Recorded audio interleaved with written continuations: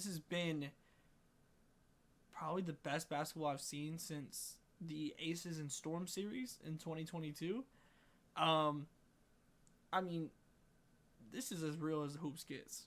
I mean, the way that Brianna Stewart and Nafisa Collier have played specifically, and then even the players around them as well, like which we can certainly get into, has just been phenomenal. Like these are two of the best players in the world going head to head, matching up against each other on both sides of the ball, and it truly is a series that I think is so interesting because it doesn't feel like a lot of times that there's one team that's doing something wrong, as much as it's just like the other team is just playing so well, and it's insane to me honestly, and because these are just the two best teams in women's basketball.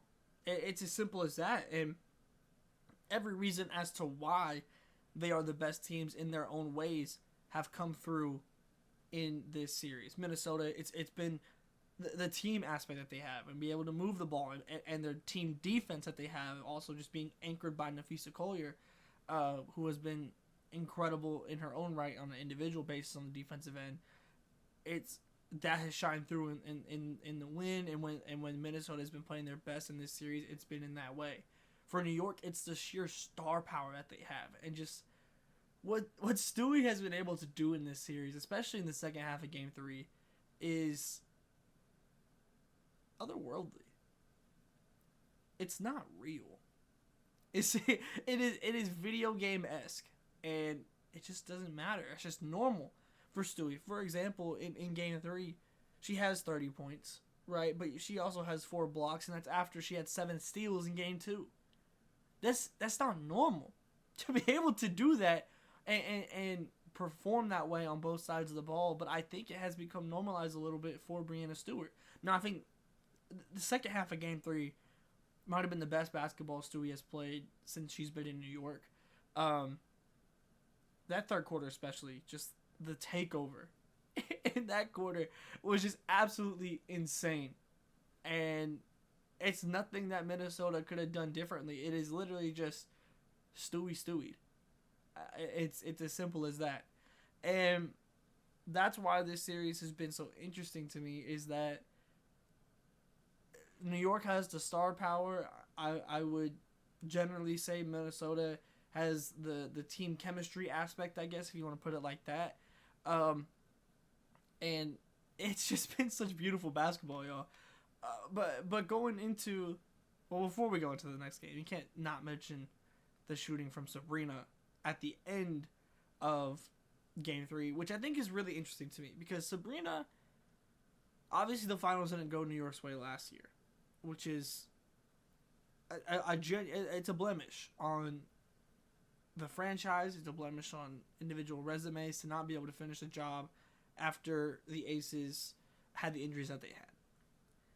And for Sabrina, that was kind of her first chance at the big one, quote unquote, because with COVID stopped the tournament when she was still at Oregon, that they were primed to make a deep run. So she didn't get the opportunity then. The opportunity didn't come to fruition last season. And that was the first really kind of deep playoff run that she was able to go on. And even in Game 3, her first half of this game was not good. But when it mattered most, in the second half, she started impacting the game, even without scoring, impacting the game a little bit more. The first half, there wasn't much impact at all. But that last shot, and Ryan Ruocco called it potentially the greatest shot in Liberty history. Now, I think Teaspoon has something to say about that. But if they end up winning the finals, that's something that's never been done for the Liberty before. The last OG franchise in the W that has not won a championship. And yeah, if they win these finals, that's the biggest shot in franchise history. It's just like that. But there's still a long way to go. And I think going into Game 4, and really where the shift happened in Game 3, is the health of Alana Smith. Smith has been fantastic this season, next to Nafisa Collier and Bridget Carleton in the starting lineup as the forwards. And her being out was massive. Like, plus minus never tells the full story of things, but I think it gives a good idea here where Smith was a plus 20 in this game. Only scored 2 points, but was still a plus 20 because of the way she impacts the game. And Hines Allen comes in to replace her following the injury and is a minus 19. And like I said, plus minus never tells the full story, but I think it sums it up pretty well in this one. And a big part of that was how Stewie was able to sag off of Hines Allen and just be so incredibly disruptive on the defensive side of the ball. So I think that's the biggest thing in this game is figuring out.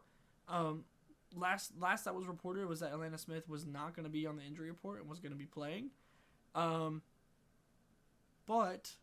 at the same time, how healthy is she if she is playing?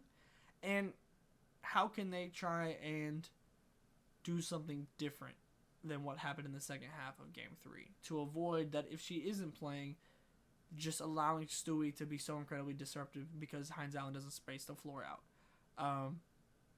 I mean, they have other options potentially that really haven't got much burn this season and are young players, but a Dorka Juhas, a Diamond Miller, like these are players that they might end up having to turn to in this game if Atlanta Smith is not good enough to go and be productive in the way that she can be. So for me, going into this game 4, with it's a must-win game for Minnesota. That's where it feels like the emphasis is on, where the circle is at, because everything else was great in that game. Caleb McBride played phenomenal defense and was shooting the ball really, really well. But ultimately, when Atlanta Smith went down, so did the Lynx. So that's what I'm going to be looking out for Game 4. But I can't wait to see how this series ends. I'm so excited. This has been some of the best basketball that we have seen. I hope Smith is healthy just so that we can get the truest form of this matchup as it continues into this playoff series. Let me know who you think is going to win down below, and I'll see you next time.